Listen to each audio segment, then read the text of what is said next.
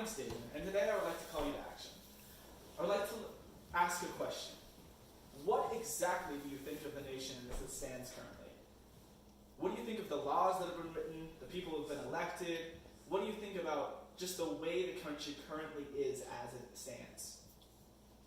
And then what I want to know is, what have you actually done about it? Have you ever participated in an election? And if ever, that's good, but have you participated consistently throughout all of the elections? Going to one, it's good, but you really do want to go to all of them, because every single one of them is usually important. Now, if you see a law on that thing and you literally don't care if marijuana is passed or is left illegal, and you seriously don't care, then I guess I can't judge you for not voting. But when it comes to our representatives in the Senate, or our representatives in the House of Representatives, or our president, it's important that we make sure that we participate in those elections. We also need to make sure that we're educated on who the people are that we're voting for. Who is Martha McSally? Who is Kirsten Sinema? I bet most of you don't even know. They ran a terrible campaign where the entire idea between each side was to break down the other one, emotionally appealing to other voters.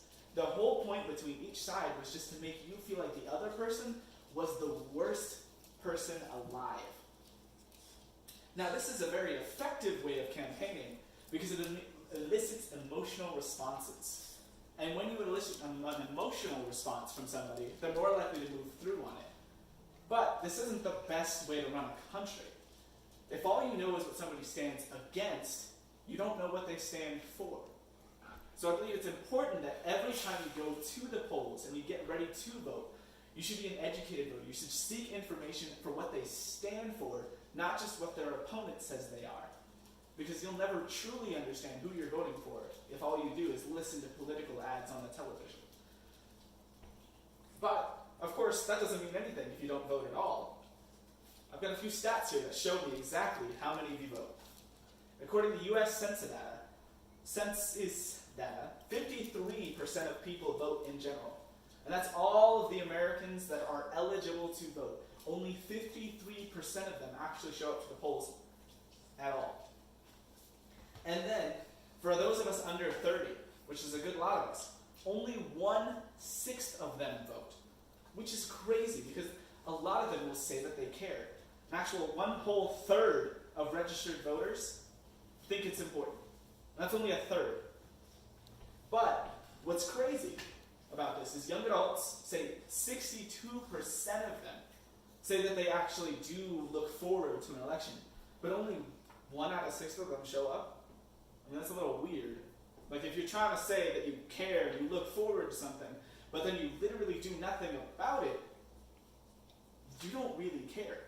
You're just apathetic. You're like, I mean, I care, but like, how it ends doesn't really matter. You're just going to let it pass by. You're going to die. You're going to leave your kids to this country. How do you want it to be then? What's funny is the people who are voting, they're the ones who are about to die.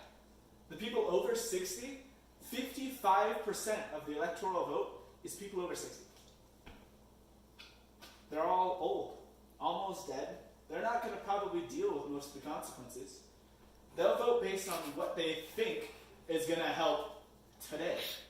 But when you vote as a young person, you need to look forward to the future. What do you see happening eventually? It's so important, because if you stick to only what's right in front of you, you're going to miss what's ahead of you. Alright, that's enough of the stats. So we generally tend to be apathetic voters. We don't care. What's sad is, like, every single one of you can make a difference. If you go on your social media, you go on Instagram, you go on your Snapchat, you go on Facebook, you go on the Twitter, whatever the kids are using these days. You use it to reach out to your friends who follow you, the people who you care about, and you try to influence them. Just tell them why they should care. Just give them resources. Let them look up things so that they can understand what exactly it is they need to know. It's super important that they know what they're looking for, what they're voting.